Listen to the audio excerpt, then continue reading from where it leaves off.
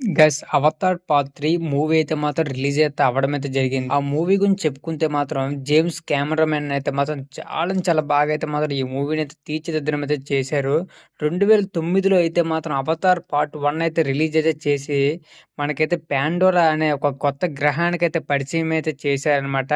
ఆ తర్వాత 13 సంవత్సరాల తర్వాత పార్ట్ 2 అదే 'Avatar part 2 the way of water' మూవీనైతే తీసి మనకైతే వాటర్‌నైతే పరిచయం చేశారు పాండోరా యొక్క ప్రపంచంలో.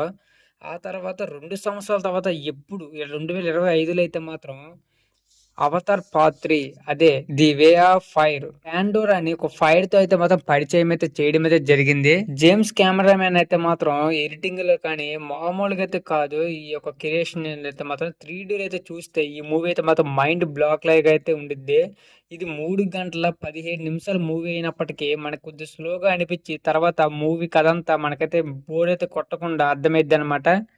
మనం మూవీ చూసినప్పుడు ఫస్ట్ హాఫ్ అనేది కొద్దిగా స్లోగా అనిపించి సెకండ్ హాఫ్ నుంచి కొద్దిగా ఇంట్రెస్ట్‌గా అయితే ఉండిద్దనమాట మూవీ.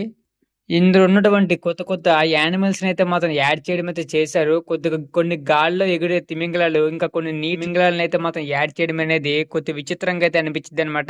చాలా వరకు 3డీలో చూసే అవకాశం అయితే చేయండి. ఎందుకంటే ఇది 3డీలో అండ్ డాల్బీ సినిమాతో కలిపినటువంటి ఐమాక్స్‌లో చూస్తే ఇంకా బెస్ట్ అని చెప్పాలనమాట. అదే ప్రసాద్ ఐమాక్స్ థియేటర్ ఏదైతే ఉందో హైదరాబాద్‌లో దాంట్లో చూస్తే ఇంకా బెస్ట్ అనమాట.